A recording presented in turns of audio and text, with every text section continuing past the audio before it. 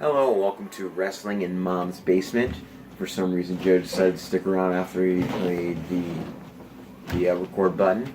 But aside from that, this is actually going to be the SummerSlam 2018 review episode. I, of course, am Patrick Young. This gentleman to my right had the crush of his life walk right by him multiple times today. Joe Venuto. Thank you. And unlike what we normally do on this show, I will not reveal who that is. It's Izzy's mom. No, she's not the crush of my life. She's the crush of the fans of my life. Like, out of all my fans, she's my... She doesn't even know you exist. She knows you exist. I never said she did. Alright. But I never claimed that... But no, I didn't mean my fans. I mean, like, out of all the fans I know from the parking lot.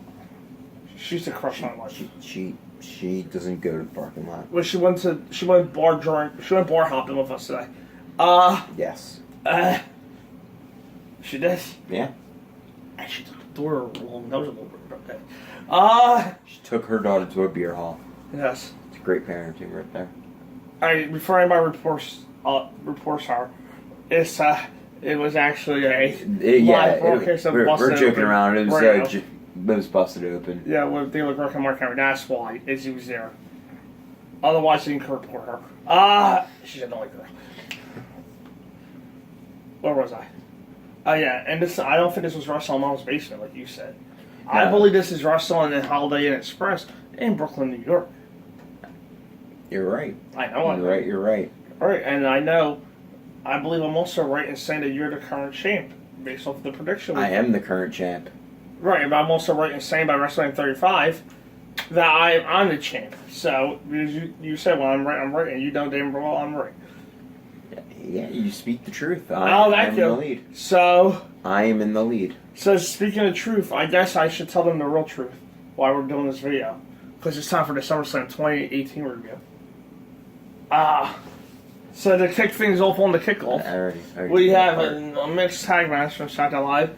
Zelina Vega and Andrade Cien defeat Rusev and Lana. I thought this match was okay.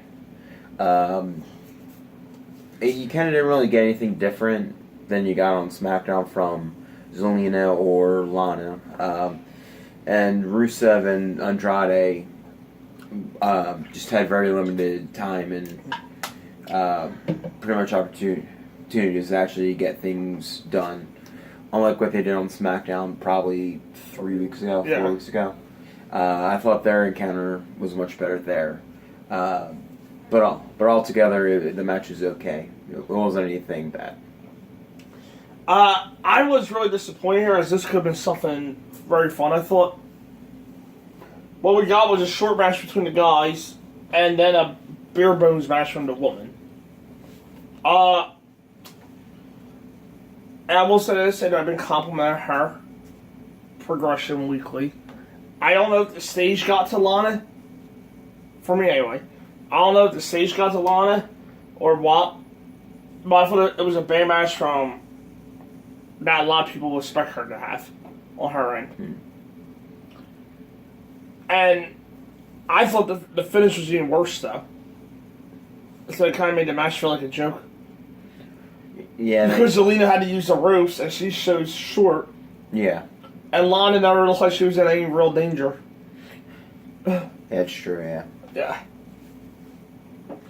I ended up giving the match a C-. D. Next on the kickoff show, Cedric Alexander defeated Drew Gulak to retain the Cruiserweight title. I thought it was a very good match. Kind of almost like my description for Adam Cole and Ricochet. Right. I thought it took a minute to get going, but when it did, it actually came off really well. The only problem is I think they cut it off before they can actually go a little bit farther. Still a good match, still a good showing for the Cruiserweights on the kickoff. Yeah, they had a hot finish here with the roll-ups. And, I put Cedric to when I was still actually surprised by what the finish was and how he won.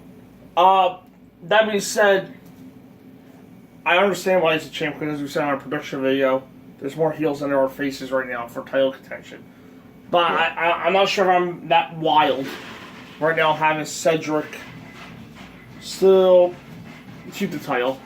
And I will probably put the belt on Drew soon. There's not much reason to keep the title on Cedric, as he's far from the most interesting guy on the show. At least the match show was pretty good though. Yeah. I ended up giving the match a B. C plus. In the main event, to kick off, the B team defeated the Revival to retain their world tag team titles. I wasn't a big fan of this one. Essentially, they had the Revival hit their finisher incredibly early in Axel. Right. And then, like, oh, we could be going someplace different with this one.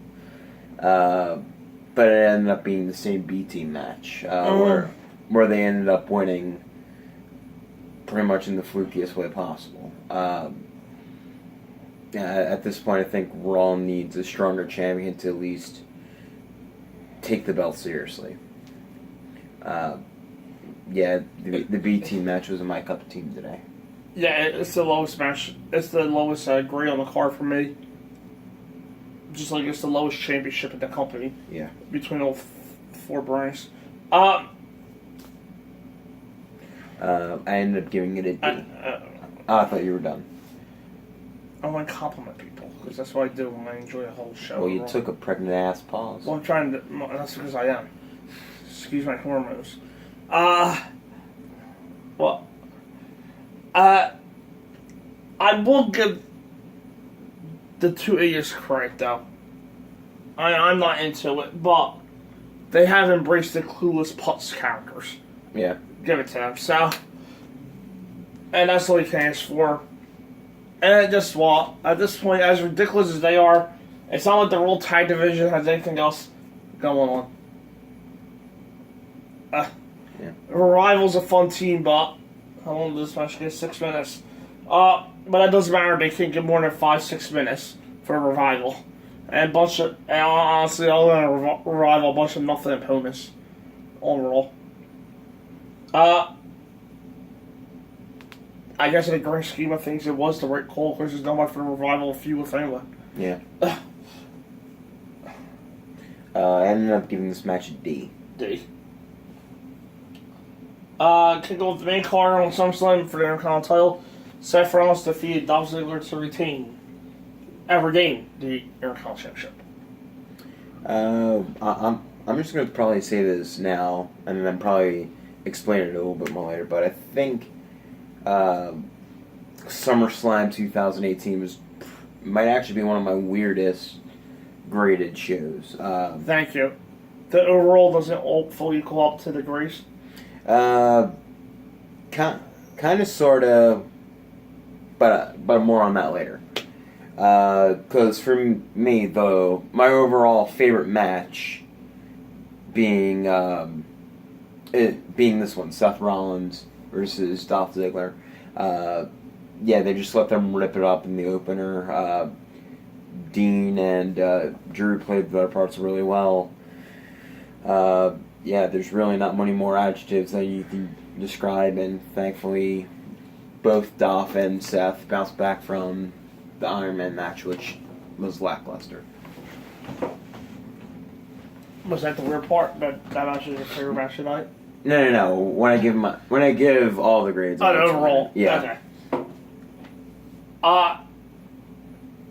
I know it won't be. I'll start with a negative, but I can kind of go for the feud ending already between Dolph and Seth. Yeah. On that front, it started over a little 2 months ago, I believe. And it does kind of feel like it's been going on for a year now, so. But I think at least Seth has to toe back. I think that is the right call. And that's all well good, especially now with the prospects of Dolph and Drew being able to split up for good now. Yes. And that also is a nice start to the show. With a good little match for a change after last year to forever get going to find a good little match. Mm-hmm. I gave it an A. A. Up next, SmackDown Tag Team titles. New Day defeated the Bludgeon Brothers by disqualification. I did really like this match, and I thought it really got going, and probably could have given Seth and Dolph a good run for its money. But sort of like the ending came in, and they sort of... I get why they did it, to continue the feud a little bit.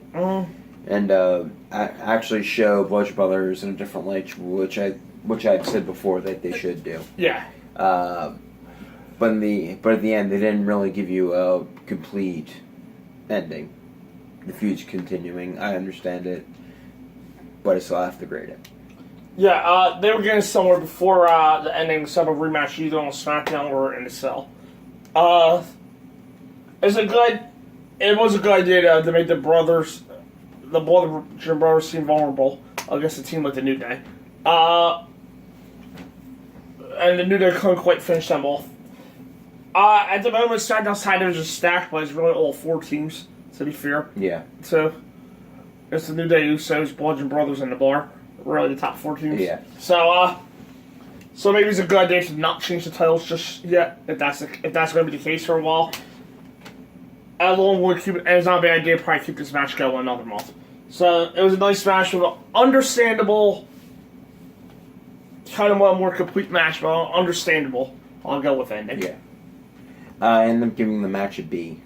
B-. Money Night Briefcase, Braun Strowman defeat Kevin Owens. Yeah, it wasn't really gradable. There were like a series of squash matches. A lot of short matches on the shorter side on the show. Just to clarify, not complain about which matches they were about. Yeah. Well, this one I will sort of complain about. And it's primarily just because of the use of Kevin Owens in the squash match. Pretty much, Braun came down like a towering inferno and ran the fuck over Owens. I don't think they should have actually just had Owens job out like that. I don't think it necessarily helps. I don't think it necessarily added to Braun Strowman. And even what he does later in the night, which we'll get to more later. But I feel like this is definitely the weakest of the squash matches that come. Up next, it's a 55-second match. What the hell? What the fuck kind of SmackDown Women's title. Charlotte became a 7-time champ tonight.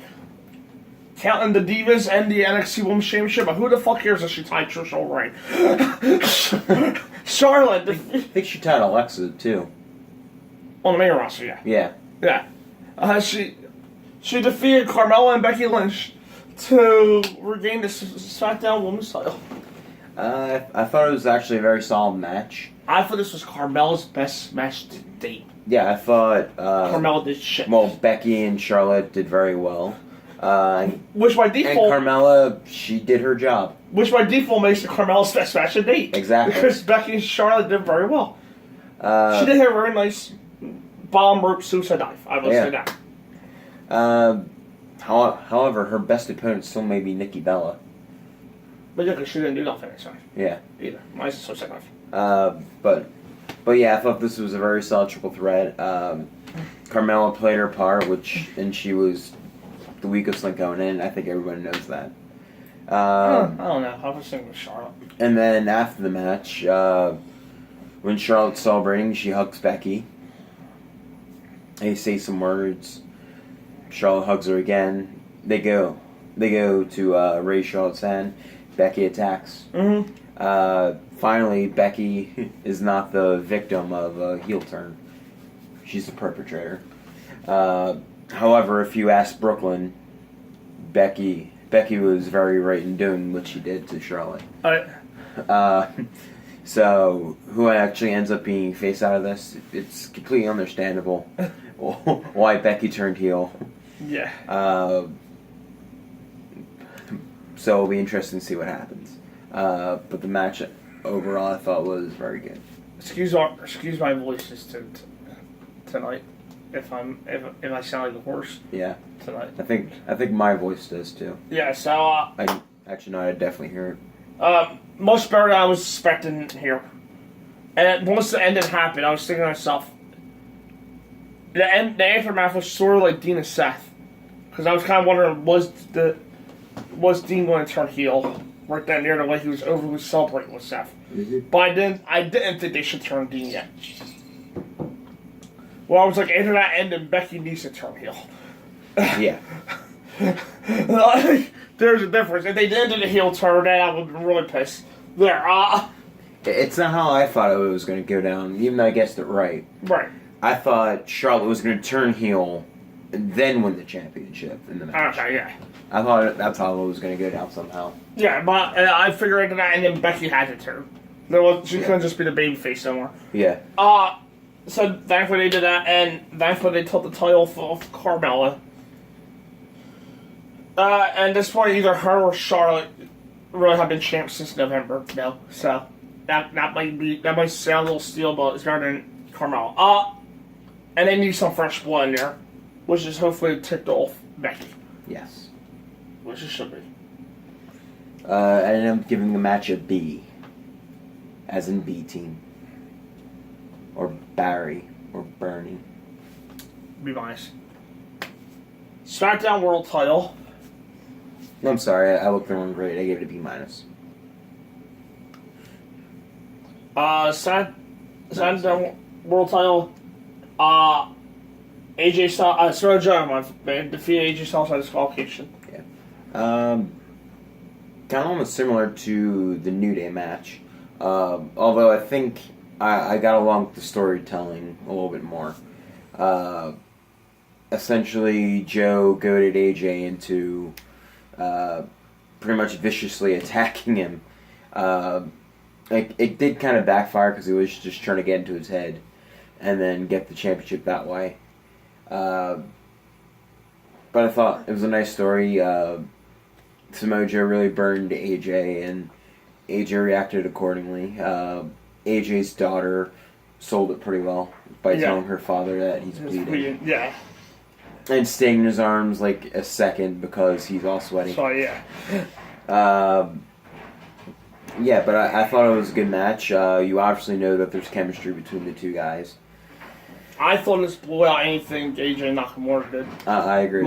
Maybe minus the Last Man match, but any regular match they did. Yeah. I thought this blew out. Yeah, but again, it's literally the first part of their story they're trying to tell. So. Yeah, like their first part was better than AJ Nakamura's first part of WrestleMania. Oh, yeah.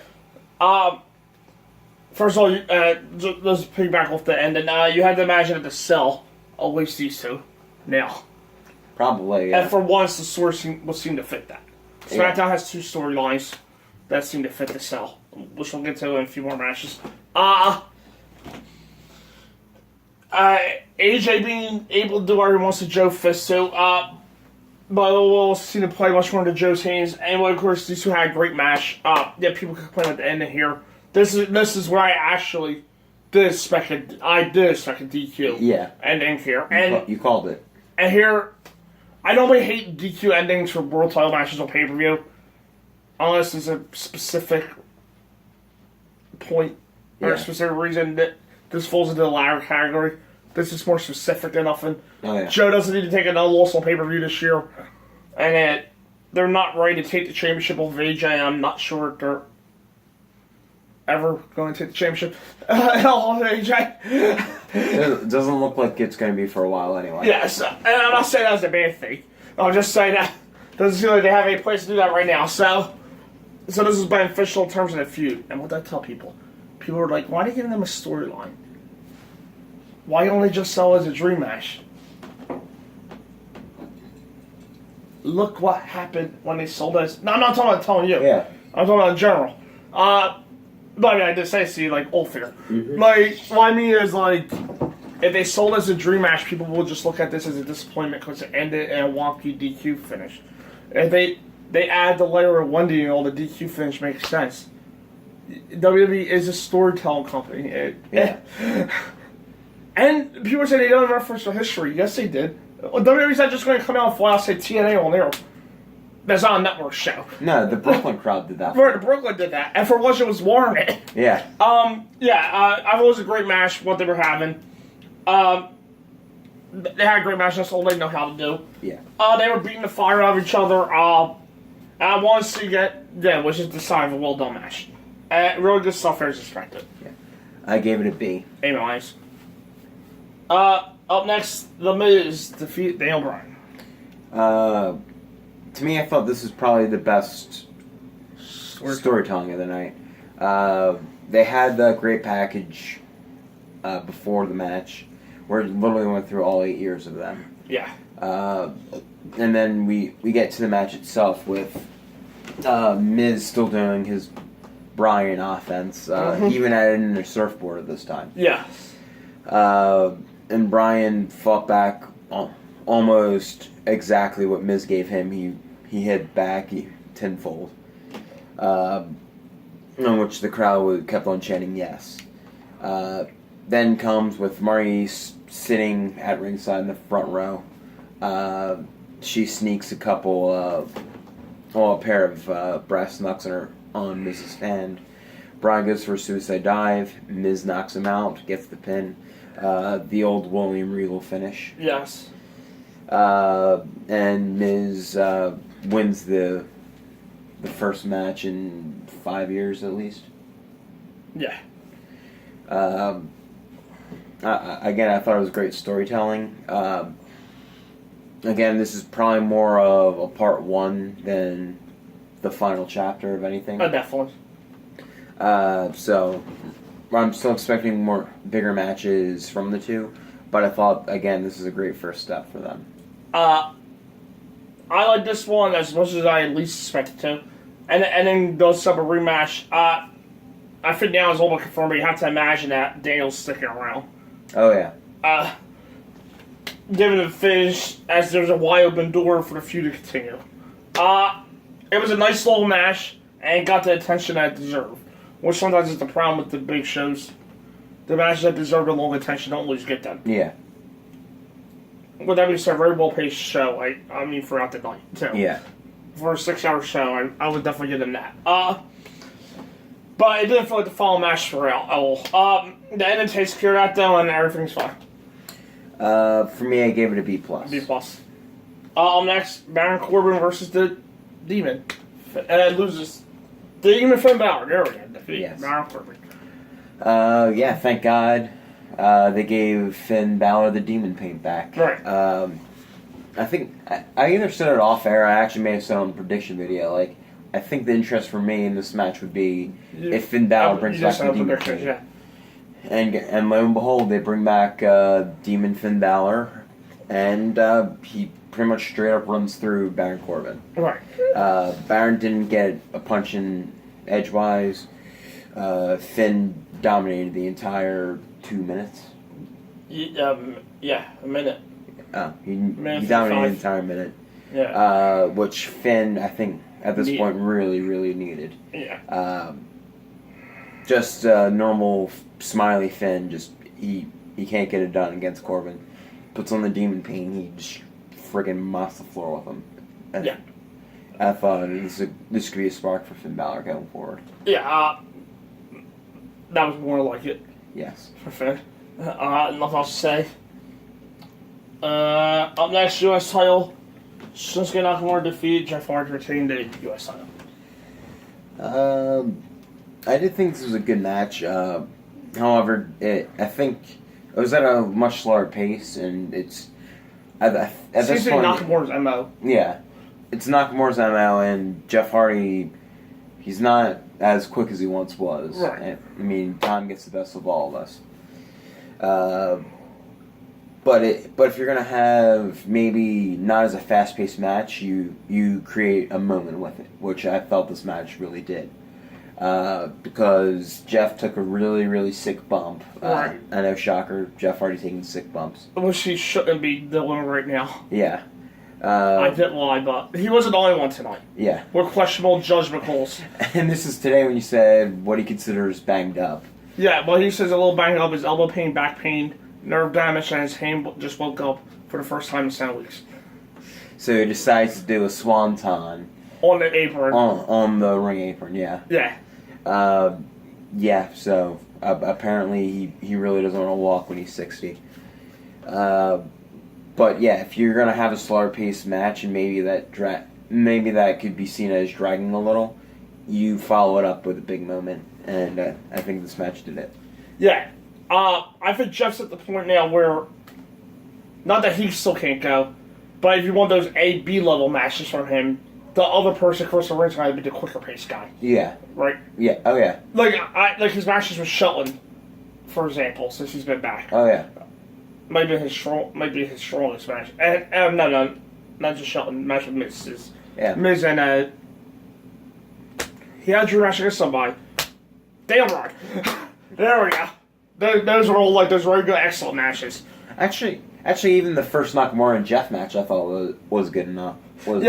That's true. Nakamura seems to want to really be more Nakamura. Yeah. What he's in like a 20-minute, when it's a match you could build. Yeah. A 10-minute, 11-minute match that this was, it was more like, to be fair, the real wasn't a full story attached. No, there wasn't. Minus a few cheap shots going in. Yeah. So, not a lot for neither guy to sink their teeth into. But on that, though, I don't have no idea how Jeff is still walking, and I don't think he does either most of the time. The match was fine enough, and Jeff gave it a run, but Nakamura needed to win way more than Jeff did. Yeah, he did. If nothing else, Jeff already has Randy Orton sitting around for a Derby pay-per-view match, which was the other match I was assuming SmackDown has for Hell. The other Cell match that SmackDown has. Yeah. Well, why the hell not? He's in minimal pain. You know he's gonna try to jump off that cell. He's not that stupid. Shane did it, so he's just gonna keep on pointing at it, like, hey. Well, is the salt they're landing there probably tonight? That's the sad part. Yeah. Because they'll have the crash pad for the tape always. Oh yeah. He has that big match. Nakamura don't really have nothing. Next for Ellen I'd like to see like someone like Ty, somebody that's not main eventer, step up into the US title picture. That's what I want to see. US title picture's been dominated by Jeff Orton, Nakamura, guys like that. I want to see somebody that's not main eventer. I know you mentioned Dale Bryan. I won't complain, but yeah. I want to see somebody new get the chance. For that. But yeah, not a bad match and had a great moment. Especially on a long show. I ended up giving it a C+. C+. Next, Raw Women's title. All three women's champs are wrestlers. Yeah. And now Evelyn. Two blonde white girls and one Japanese girl. Oh yeah, you've been seeing those complaints on the blonde woman recently again? Yeah, but at least these blonde women have something that the previous two blondes don't. Yeah. But Ronda defeated Alexa. Yeah. Yeah, she beat the holy hell out of her. I was half expecting a swerve where Natty would turn heel. Because Natty was at ringside. For number one cry to Natalia too for even being here. Yeah. I probably would be a sobbing mess still. But maybe that's her way of coping. Yeah. But yeah, I thought what they did with this match was exactly what it needed to be. Ronda pretty much ragdolls Alexa. Alexa's sort of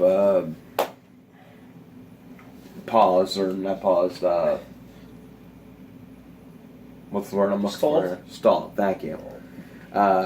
Just sort of stalled to lengthen the match a little. And Ronda ended up playing with her by, like, sitting Indian style in the middle of the ring with her back towards Alexa, and Alexa tries to choke out Ronda. That was actually pretty hilarious. Yeah. And then Ronda just gets up and hits her with sort of a modified version of her Olympic slam. It's the only thing I can really think of calling it. And Ronda ended up winning in about 4 minutes. The match was exactly what it needed to be. Ronda kills Alexa. Yeah, what do you want to say? That's exactly what it should have been, as Ronda should be able to destroy Alexa in short order. I'm not sure who's supposed to take the title for Ronda, but if she can hold on to WrestleMania, which she likely will, there's a heck of a dream match to be there with Charlotte. So, title squash right now, Ronda looks like she's been doing this for years. Yeah. Now, this is where that comment of mine comes into play. I did say... Well, Good segue. We'll be back with part 2 of our SummerSlam review in the next video.